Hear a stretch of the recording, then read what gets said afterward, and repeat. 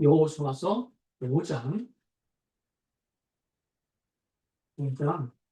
2절부터 15절입니다. 좀 길지만 교독하시겠는데요. 여호수아서 5장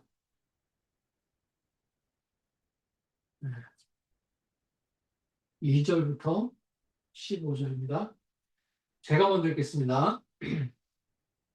그때 여호와께서 여호수아에게 이르시되 너는 부싯돌로 칼을 만들어 이스라엘 자손에게 다시 할례를 행하라 하시매 여호수아가 부싯돌로 칼을 만들어 할례산에서 이스라엘 자손에게 할례를 행하니라. 여호수아가 할례를 시행한 까닭은 이것이니 애굽에서 나온 모든 백성 중 남자 곧 모든 군사는 애굽에서 나온 후 광야길에서 죽었는데 그 나온 백성은 다 할례를 받았으나 다만 애굽에서 나온 후 광야길에서 난 자는 할례를 받지 못하였음이라. 이스라엘 자손들이 여호와의 음성을 청종하지 아니하므로 여호와께서 그들에게 대하여 맹세하사 그들의 조상들에게 맹세하여 우리에게 주리라고 하신 땅 곧 젖과 꿀이 흐르는 땅을 그들이 보지 못하게 하리라 하시매 애굽에서 나온 족속 곧 군사들이 다 멸절하기까지 40년 동안을 광야에서 헤매었더니 그들의 대를 잇게 하신 자손에게 여호수아가 할례를 행하였으니 길에서는 그들에게 할례를 행하지 못하였으므로 할례 없는 자가 되었음이더라. 또 그 모든 백성에게 할례 행하기를 마침에 백성이 진중 각 처소에 머물며 낫기를 기다릴 때에 여호와께서 여호수아에게 이르시되 내가 오늘 애굽의 수치를 너희에게서 떠나가게 하였다 하셨으므로 그곳 이름을 오늘까지 길갈이라 하느니라. 또 이스라엘 자손들이 길갈에 진쳤고 그달 14일 저녁에는 여리고 평지에서 유월절을 지켰으며 6월절 이튿날에 그 땅의 소산물을 먹되 그날에 무교병과 볶은 곡식을 먹었더라. 또 그 땅의 소산물을 먹은 다음 날에 만나가 그쳤으니 이스라엘 사람들이 다시는 만나를 얻지 못하였고 그 해에 가나안 땅의 수출을 먹었더라.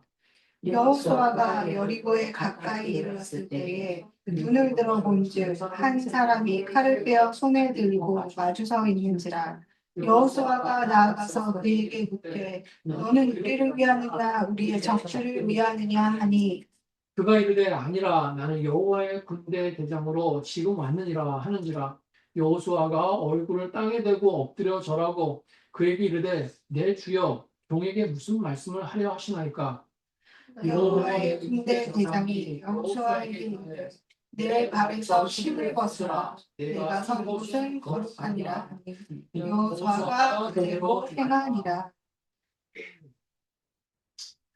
지난주에는 버지니아에서 마지막 예배를 드리면서 무엇인가 마무리하고 새롭게 시작하는 자에게 주시는 하나님의 약속의 말씀을 가지고 은혜를 나눴습니다. 우리가 여호수아 1장을 봤어요. 지난주에는. 그리고 그 말씀을 볼 때 여호수아서는 모세의 죽음으로 시작하고 있다 그랬어요.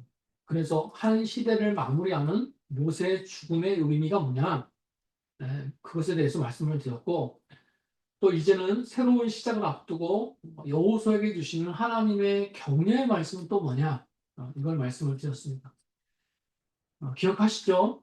지난주 말씀 기억하실 겁니다. 하나님 첫째 명령이 뭐였어요? 강하고 담대하라는 거였어요. 강하고 담대. 두 번째 명령은 말씀 붙들고 가라 이거였습니다. 그렇게 마음을 강하게 하고 담대하고 또 주신 말씀을 붙들고 가는 것, 그건 곧 하나님께서 일하시게 하는 준비다 그랬습니다. 내가 그렇게 준비됐을 때 하나님께서 나보다 앞서가신다고 그랬어요. 자, 이렇게 하나님의 말씀이 임했을 때 비로소 이스라엘 백성이 움직입니다. 방백들에게 연락을 하고요. 식량을 준비하면서 이제 구체적인 준비를 마치고 드디어 요단강으로 건너가는 거예요. 그 땅에 들어간 거다. 굉장히 역사적인 순간이죠. 굉장히 드라마틱한 순간입니다. 40년 광야 생활을 비로소 마침표를 딱 찍는 거예요. 완전히 새로운 시작을 앞에 두고 있습니다. 여러분, 이스라엘 백성이 가나안 땅에 들어갈 때 요단강을 어떻게 지나갑니까? 가르고 지나가죠.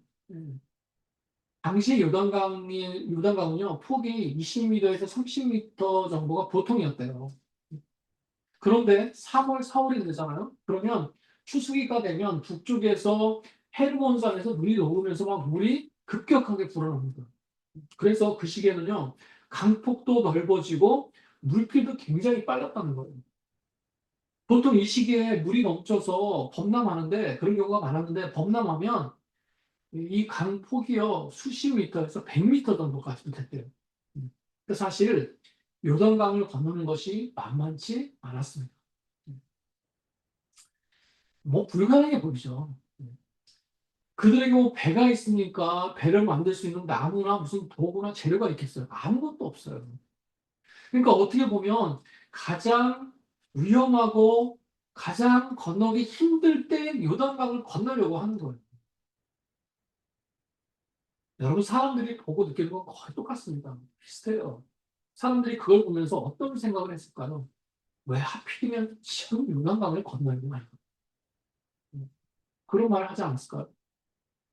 옆에서 보면 참 미련하고 대책 없어 보여요. 왜 지금이냐? 도대체 어떻게 건너려고 하냐? 그런 의문과 반문들이 많았을 겁니다. 역시 여호수아는 모세의 영향을 못 따라간 것 같아. 뭐 이런 소리도 했을 것 같아요. 여러분 그런데도 그들이 요단강을 건너려고 하는 이유가 뭡니까? 하나님의 말씀이 있었기 때문이에요. 가라고 하니까 간 겁니다. 그들에게 뚜렷한 전략이 있어서 간 게 아니라 어떤 가능한 방법이 있어서가 아니라 말씀이 있어서 간 거예요. 그리고 그 말씀은 기적이 돼서 그 요단강을 가르고 지나가게 하셨습니다. 그러니까 이스라엘 백성의 그 가나안 입성은요, 눈으로 보고 몸으로 느끼는 기적으로 시작한 거예요. 하나님께서 앞으로 그들을 어떻게 인도하실지 눈으로 보고 예를 보여주신 겁니다. 얼마나 감사해요. 너무 감사한 거죠. 그래서 이제 드디어 그렇게 꿈에 그리던 수없이 듣고 사모했던 약속의 땅 가나안에 들어왔어요. 이제 그들이 뭘 해야 될까요? 하나님께서는 그들이 뭘 하기를 원하시는 걸까요? 오늘 그걸 가지고 말씀을 나누려고 하는 것입니다. 우리가 아직은 이제 본격적으로 교회 개척을 시작하지 않았습니다. 아직 뭐 교회 이름도 정하지 않았고요. 또 예배드릴 장소도 구해야 됩니다. 뭐 행정적으로 보면 뭐 주 정부에 교회를 등록하는 뭐 이런 여러 가지 일들이 많이 남겨져 있어요. 하지만 오늘 드려지는 이 예배가 다시 돌아와서 드려지는 시애틀에서 첫 예배 아니겠습니까? 예배로 보면요. 개척교회가 이렇게 선언 안 했어도 이미 예배는 시작됐어요. 첫 예배가. 이게 굉장히 참 중요한 시작이라고 생각합니다. 그래서 기도가 굉장히 많이 필요한 때예요. 마치 기적으로 가나안 땅에 막 들어갔는데 구체적인 뭔가는 아직 시작되지 않은 그 상황과 아주 비슷합니다. 그래서 이스라엘 백성이 가나안 정복 정전을 시작하기 전에 숨고르게 하면서 준비하고 있는 그 상태와 거의 똑같다는 거죠. 음. 여러분 이스라엘 백성은요 요단강을 건너자마자 가나안 땅으로 진격하지 않았습니다.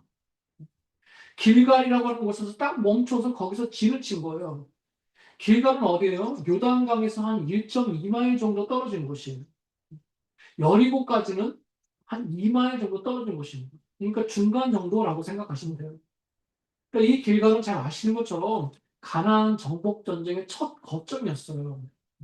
이 길갈을 거점으로 여리고나 아이성 전쟁을 치릅니다. 그러니까 여기가 거점이라는 것은 전쟁 치루로 나갔다가 치루로 다시 그 쉬로 다시 돌아오고 그런 어떤 거점이었다는 거예요. 이스라엘 백성이 여리고로 향하기 전에 이 길가에서 얼마나 머물렀습니까? 성경에서는 정확하게 나와 있지 않지만 나와 있는 말씀을 통해서 계산해 보면 5일에서 한 7일 정도 있었어요. 한 일주일 정도 있었다는 겁니다. 그럼 그 시간 동안 이스라엘 백성은 뭘 했습니까? 그들이 본격적으로 가나안 정복 전쟁을 시작하기 전에 길갈에서 뭘 했어요? 이게 참 중요하다는 거예요. 그리고 그들의 모습을 통해서 새로운 시작을 앞두고 있는 지금의 우리는 뭘 해야 되는가? 이걸 말씀을 통해서 우리가 볼 수 있습니다. 시작하기 전에 반드시 해야 되는 것, 그거를 이 말씀을 통해서 나누려고 하는 거예요. 첫 번째입니다. 첫 번째. 하나님과의 관계를 바로 세워야 됩니다. 하나님과의 관계를 바로 세워야 됩니다. 사람과의 관계를 먼저 생각하지 말라는 거죠. 나에게 있어야 될 어떤 필요와 환경들을 먼저 생각하지 말라는 겁니다. 하나님의 관계를 먼저 생각하래요. 그게 시작을 앞둔 사람에게는 가장 중요하고 가장 첫 번째라는 것입니다. 오늘 말씀 보시면 2절부터 9절까지 내용이 나와요. 무슨 내용입니까? 할례에 대한 내용이에요. 할례. 할례는 뭐죠? 한마디로 언약의 백성의 증표예요. 창세기 17장을 보시면 하나님께서 아브라함에게 말씀하시죠. 이것이 나와 너희 사이의 언약의 표징이다. 그러니까 내가 하나님의 언약의 백성이라는 것을 눈으로 볼 수 있도록 표를 주신 거예요. 그것도 우리 몸에 표를 주신 겁니다. 몸에.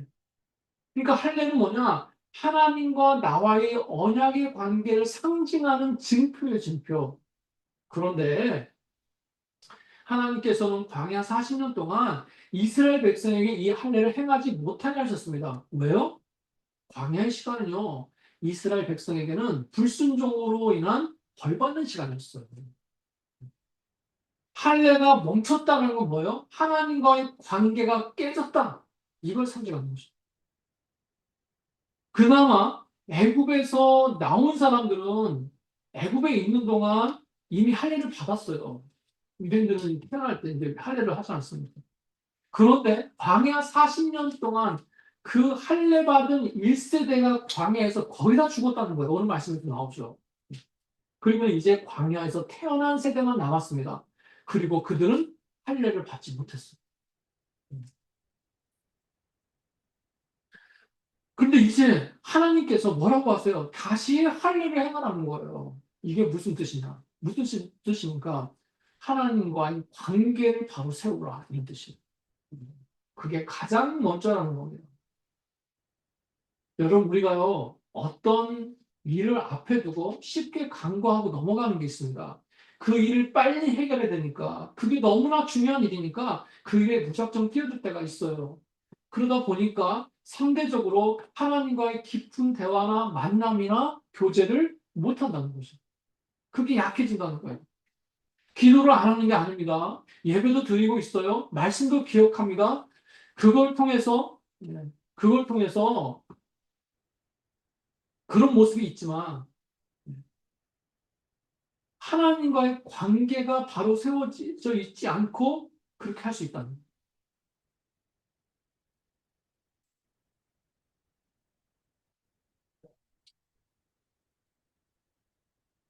내가 하나님과의 깊은 관계에 있다고 생각하는데 그게 착각일 때가 있다는 거예요. 만남이 없을 수 있어요. 깊은 교제와 교통함이 없을 수 있다는 겁니다. 한번 잘 생각해 보세요. 왜 내 기도에 능력이 없고 왜 말씀이 내게 능력이 안 되는가? 기도와 말씀 문제가 아니라 하나님과의 관계의 문제일 때가 많습니다. 사울왕을 한번 보세요. 사울은요, 하나님을 모르는 사람이 아니었습니다.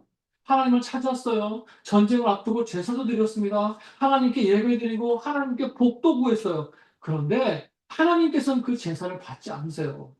왜요? 제사가 부족해서가 아닙니다. 기도를 안 해서가 아니에요. 하나님의 관계가 이미 무너져 있었기 때문이에요. 여러분, 그래서 하나님께서 그 사울에게 뭐라고 하십니까? 순종이 제사보다 낫다 그러시잖아요. 이게 무슨 말이에요? 순종은 뭡니까? 하나님께서 말씀하시고 그것에 순종하는 관계를 얘기하는 거거든요. 하나님과의 관계가 바로 세워져 있지 않은 제사가 무슨 소용이냐? 이런 뜻입니다. 순종이 제사보다 낫고 듣는 것이 수양의 기름보다 낫다. 이 말은요. 먼저 나와의 관계를 바로 세워라. 관계가 바로 세워지지 않은 상태에서 기도와 말씀과 예배가 무슨 소용이냐? 이런 말씀이랑 똑같아요.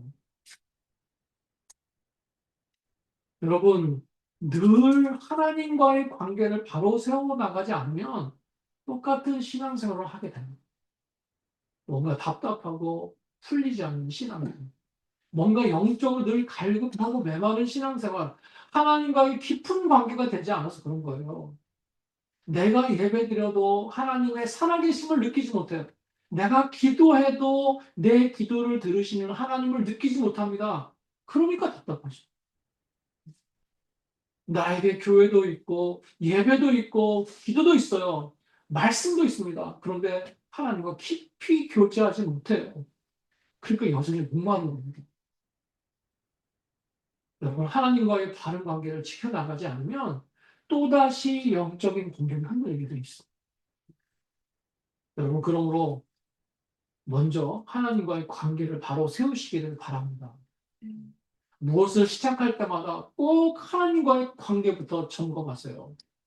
내가 하나님을 지금 깊이 만나고 있나? 정말 내가 하나님과 지금 교통하고 있나? 통하고 있는가? 이걸 확인해야 돼요. 그래서 그 관계 가운데 끼어 있는 죄를 해결해야 됩니다. 네. 여러분, 이스라엘 백성이요, 요단강을 건너기 전에도 하나님께서 그들에게 요구하신 게 있어요. 여호수아서 3장 5절에 나오는 말씀인데요. 여호수아가 또 백성에게 이르되 너희는 자신을 성결하게 하라. 여호와께서 내일 너희 가운데 기이한 일을 행하시리라. 너희가 기적을 보게 될 텐데 하나님이 역사하실 텐데 그 전에 너희가 할 게 있어. 그게 뭐라고요? 정결함이라는 거예요. 정결함. 그러니까 요단강을 건너기 전에 하나님 앞에서 너희 모습을 바로 세우라는 거죠. 이 말씀은 뭡니까? 하나님 앞에서 나를 깨끗이 하는 거. 결국 관계 회복이에요. 관계. 일을 시작하기 전에 왜 정결해야 되는가? 하나님께서는요, 죄가 있는 곳에 역사하시지 않습니다. 죄가 있는 곳에 역사하신다? 그걸 죄를 인정하시는 게 되잖아요. 그러니까 죄와 함께 하시지 않아요. 그러니까 항상 무엇인가 시작할 때 정결하게 원하시는 것이 바로 이 죄를 해결하기 원하시는 거예요. 요단강을 가르고 건너는 기적을 보기 전에 죄를 해결하고 정결하게 하는 것 관계회복입니다. 또 가나안에 들어오자마자 할례를 행하신 것 이것도 관계회복이에요. 늘 관계회복이 먼저라는 것입니다. 제가 가끔 그런 예를 들어요. 여러분 물이 안 나오잖아요. 물이 나오지 않습니다. 너무나 당연한데 왜 그러죠? 공급되는 물이 없거나 물이 끊겼기 때문에 그런 겁니다. 아무리 하나님이 풍성하시고 능력이 많으시고 나를 도우시려고 하셔도요. 내가 하나님과 제대로 연결되어 있지 않으면 하나님의 풍성함이 나의 풍성함이 될 수가 없습니다. 우리가 무엇인가 새롭게 시작할 때 그리고 무엇인가 공급받기 위해서 반드시 점검해야 되는 것은 내가 연결되어 있나 라는 것입니다. 하나님과의 관계가 제대로 되어 있는가 이것을 확인해야 되는 것입니다. 하나님과 교통해야 된다. 교통. 여러분, 교통이라는 단어 자주 들으시죠? 서로 연결돼서 교제하고 오고 가는 것, 나누는 것을 의미해요. 그냥 단순히 연결 정도가 아니라 하나님과 교제하고 친밀한 관계를 이루는 겁니다. 대표적인 말씀이 요한일서 1장 3절에서 나오고 있어요. 거기 보면 이렇게 말씀합니다. 우리가 그의 아들 예수 그리스도와 더불어 사귐이 있게 하려면 사귐. 사귐이라고 우리 말로 표현됐지만 원어를 보면 교통이에요. 교통. 사귀는 건 교통하는 거예요. 고린도후서 13장에 보면 주 예수 그리스도의 은혜와 하나님의 사랑과 성령의 교통하심이 너희 무리와 함께 있을지어다. 이렇게 얘기합니다. 교통이에요. 교통. 하나님과 인격적인 관계 속에서 교제하는 것, 여러분 그게 교통입니다. 그럼 교통이 있으시길 축복합니다. 네. 그게 바로 관계를 바로 세우는 거예요. 여러분 관계부터 바로 세워야 돼요. 전략이 필요한 게 아닙니다. 어떤 방법이나 요령이 필요한 게 아니에요. 바로 하나님 앞에서 정결함으로 준비할 때 하나님과의 교통함이 능력이 되는 줄로 믿습니다. 첫 번째는 관계 회복이 먼저고요. 두 번째, 하나님의 은혜를 기억하고 또 은혜를 부어야 됩니다. 오늘 말씀 10절부터 12절까지를 보면 이스라엘 백성이 길갈에 머물면서 한 것이 또 하나 있는데 그건 뭐냐면 바로 유월절을 지키는 거였어요. 유월절. 왜 가나안에 본격적으로 들어가기 전에 유월절을 지키게 하시는가? 그냥 단순히 우연히 날짜가 맞아서 절기를 지키고 움직인 것이냐? 아니죠. 하나님의 분명한 의도가 그 속에 들어있는 것입니다. 여러분, 유월절은 어떤 절기예요? 하나님께서 그들을 구원하신 걸 기억하는 날이죠. 음. 애굽에서 문설주에 어린 양의 피를 발라서 죽음의 심판을 넘겼어요. 유월했습니다. 그들이 살아난 것은 강해서도 아니고 잘해서도 아니고 자격이 있어서도 아니에요. 오직 하나님의 은혜였어요. 전적인 은혜. 자, 그런데 이제 이스라엘 백성이 약속한 가나안 땅에 들어왔어요. 기적으로 들어왔습니다. 5장 1절을 보면 우리는 오늘 2절부터 읽었는데 1절을 보면 그 요단강을 가르고 건너는 소식을 가나안의 모든 왕들이 들었어요. 그리고 어떻게 됩니까? 막 마음이 높고 정신을 잃어버렸다고 했어요. 두려워했다는 거죠. 그러니까 얼마나 대단합니까? 얼마나 마음이 그냥 들떠요. 그죠? 그런데 그때 조심해야 되는 게 뭐냐? 바로 교만이라는 거죠. 우리가 해냈다. 우리가 할 수 있다. 하나님께서 다 하신 건데, 하나님의 은혜로 여기까지 온 건데, 사람의 마음은 참 얄팍합니다. 우리 마음은 참 간사한 거예요. 그래서 내가 한 것 같고, 내 영광 같고, 내가 할 수 있을 것 같은 그런 자만에 쉽게 빠질 수 있다는 거예요. 그때 하나님께서 뭘 기억하라고 말씀하시는 겁니까? 아니야. 너희가 여기까지 온 것은 너의 능력이 아니라 나의 은혜 때문이야. 음. 너희를 구원한 것은 바로 나 여호와 하나님이야. 그걸 잃어버리면 안 돼. 그것 때문에 교만해지면 안 돼. 그럼 망하는 거야. 이 말씀을 지금 하고 싶으신 거예요. 여러분, 하나님께서는요, 어떤 일을 이루시기 전에 사명을 시작하기 전에 먼저 은혜를 기억하게 하시잖아요. 이게 굉장히 중요한 말씀이에요. 여러분, 에베소서 2장을 보세요. 에베소서 2장을 보면 바울이 그런 말씀을 전합니다. 너희가 그 은혜로 구원받았다. 보세요. 은혜부터 얘기하죠. 너희는 은혜로 구원받은 사람들이야. 그 다음에 뭘 얘기하냐면 우리는 선한 일을 위하여 지으심을 받은 자다. 그 다음에 사명을 얘기해요. 이 순서가 굉장히 중요합니다. 일이 먼저가 아니라 은혜가 먼저라는 뜻이거든요. 음. 그런데 주신 은혜를 먼저 기억하고 그 은혜를 먼저 구하면서 그 다음에 일하게 하신다는 거죠. 이 순서가 맞습니다. 말씀은 은혜가 먼저고 그 다음에 사명이라는 거예요. 특히 어떤 은혜를 말씀하고 있어요? 구원의 은혜요. 구원의. 오늘 말씀도 똑같습니다. 가나안 정복이라는 사명 전에 그 할 일 이전에 하나님께서는 유월절을 통해서 그들에게 구원의 은혜를 기억하게 하십니다. 그 은혜를 가지고 나가서 싸우라는 거죠. 그 은혜를 먼저 구하라는 거예요. 여러분, 그러므로 은혜를 먼저 구하시기 바랍니다.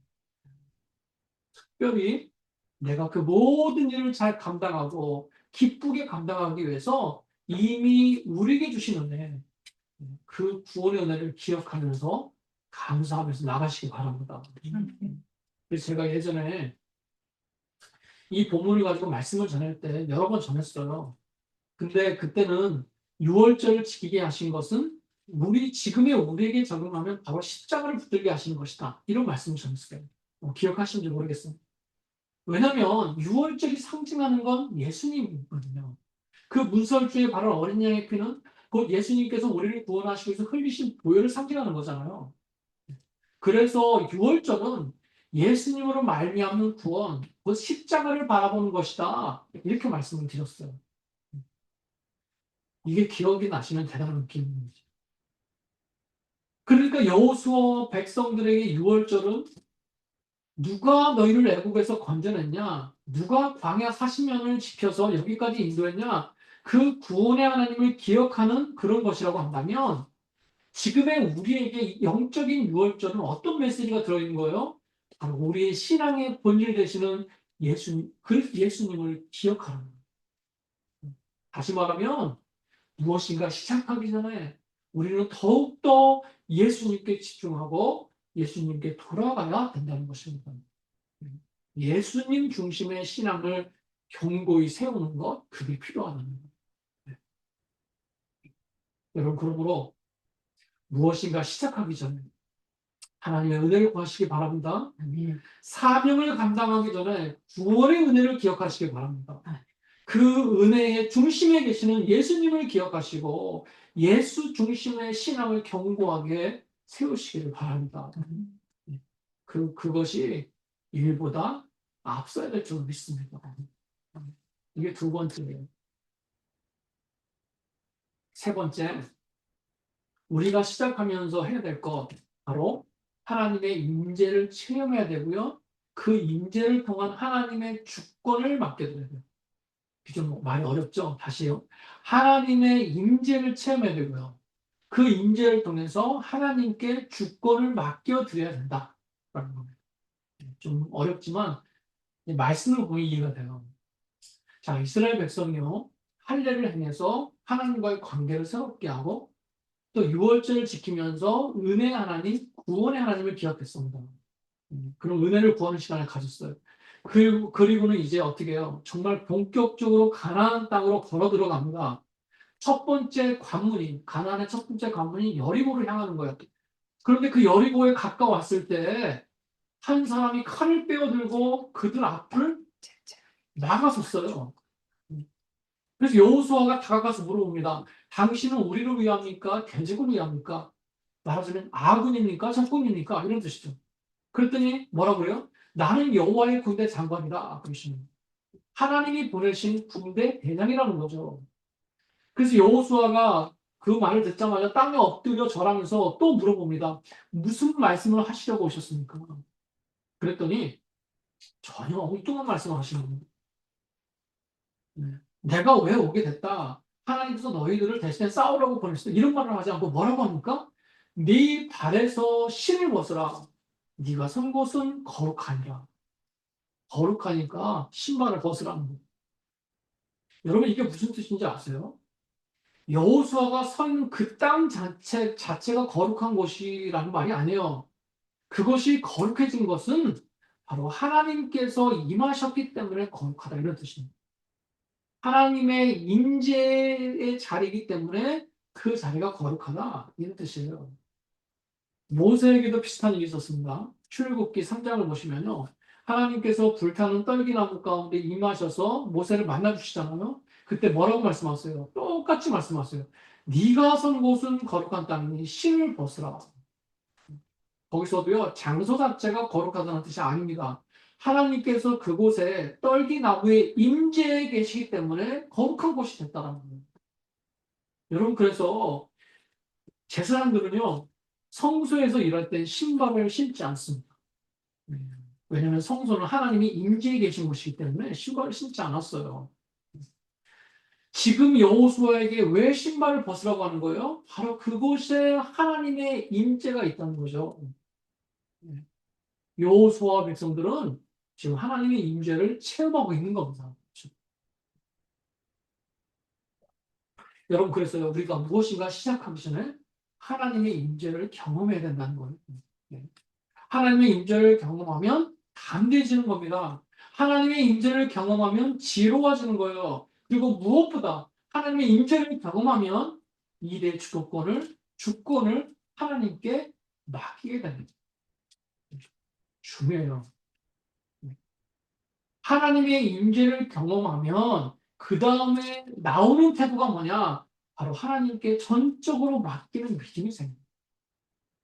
한번 잘 곰곰이 묵상해 보세요. 여리고를 향하면서 임재를 경험하고 나니까 우리의 힘이 아닌 앞서가신 군대 장관을 따라가게 되는 거예요. 주도권을 하나님께 맡기는 모습이 나타난다는 것입니다. 여러분 보세요. 여호수아가 당신은 우리를 위합니까? 대적으로 위합니까? 그렇게 묻잖아요. 그랬더니 대답이 뭐냐면 그가 이르되 아니라 나는 여호와의 군대 장관으로 지금 왔느니라 그랬어요. 근데 우리는 이 말씀을 잘못 해석해요. 아니다. 이 말이 뭐냐? 너희를 위한 군대 장관이다. 이렇게 해석합니다. 근데 잘못됐어요. 굉장히 중요한 부분입니다. 성경 원문을 보면요. 이 아니다라는 말은 neither래요. neither. 그러니까 양쪽 다 아니라는 거예요. 너의 편도 아니고 적의 편도 아니다. 이런 말이에요. 그러니까 이 말씀은 뭐냐?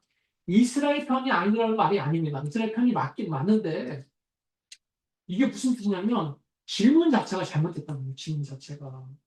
여호수아가 하나님 제 편이십니까? 그렇게 질문하고 있는데 하나님께서 뭐라고 하시는 거예요? 아니, 질문이 잘못됐어. 네가 내 편에, 내가 네 편이 아니라 네가 내 편에 서 있어야지. 이런 뜻이에요. 이해가 되세요? 하나님이 내 편이 되는 게 아니라 내가 하나님 편에 서 있어야 된다는 거예요. 아니야, 너를 위한 너를, 그 군대 장관이 나에게 맞춰야지. 네 편이 아니라 네가 내 편이 돼야지. 이 굉장히 중요한 부분입니다. 왜요? 근데 다시 말하면 뭐냐? 내가 하나님 편에 서서 하나님이 하시도록 주권을 맡겨드립니다. 주도권. 그런 뜻입니다. 무엇인가 시작하기 전에 하나님의 임재를 경험해야 돼요. 임재를 체험해야 됩니다. 또 그 임재함을 통해서 그 다음에 오는 태도가 뭐냐? 바로 하나님께 모든 주권을 맡겨드리고 그분을 따라가는 거예요. 여러분 그런 믿음이 있어야 될 줄 믿습니다. 이게 참 중요한 부분입니다. 여러분 이스라엘 백성이 하나님과의 관계를 회복했어요. 또 하나님의 은혜를 기억했습니다. 6월절을 통해서. 또 하나님의 임재를 체험했어요. 그걸 통해서 주도권을 맡겨드렸어요. 그런 모습으로 무장하고 나갔는데 가장 먼저 만난 곳이 어디예요? 바로 여리고라는 걸 우리가 기억해야 됩니다. 6천 년 됐죠. 6천 여리고 6천 년 된 성이었어요. 성 둘레가 600m나 됐습니다. 굉장히 높고 견고한 성이었어요. 그러니까 이렇게 다 영적으로 무장하고서도 만난 게 바로 여리고라는 걸 우리가 기억해야 된다는 거예요. 여러분 그러나 두려워하지 마시기 바랍니다. 준비가 안 됐으면 두렵겠죠. 그러나 하나님과의 관계를 바로 세우고 은혜를 체험하고 임재를 경험했다면 여러분 그 견고한 여리고도 반드시 무너지게 되어 있습니다. 그렇게 준비된 저와 여러분에게 반드시 승리를 주실 줄 믿습니다. 그런 저 여러분 되시기를 축복합니다. 네.